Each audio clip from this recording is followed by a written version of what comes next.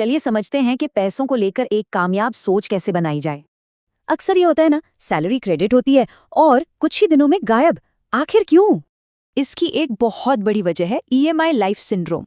मतलब फोन, गाड़ी, सब कुछ किश्तों पर। एक और जाल है सिर्फ सैलरी पर फोकस करना। इससे होता ये है कि स्किल्स वहीं की वहीं रह जाती हैं।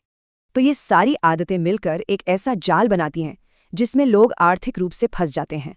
तो अगर दिक्कत सिर्फ इनकम की नहीं है तो फिर आखिर है क्या? असल गैप इनकम में नहीं बल्कि हमारी सोच में है।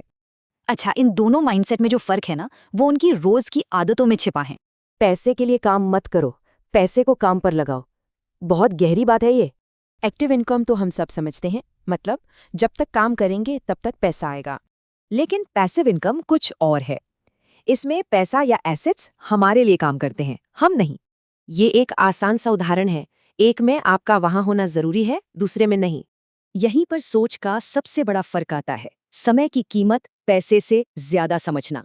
तो फिर अमीर बनने का रास्ता क्या है? सेविंग या इन्वेस्टिंग?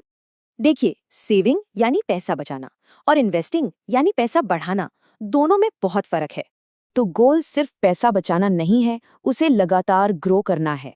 कंफर्ट जोन में ग्रोथ नहीं होती। असली तरक्की तो सोचे समझे रिस्क लेने से ही मिलती है। और यही है फाइनेंशियल फ्रीडम, यानी पैसों के लिए काम करने की मजबूरी का खत्म हो जाना।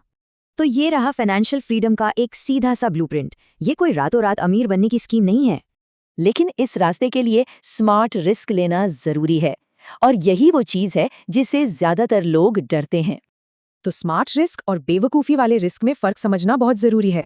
याद रखें, ये सफ़र बड़े बड़े फैसलों का नहीं बल्कि रोज़ की छोटी छोटी सही आदतों का है।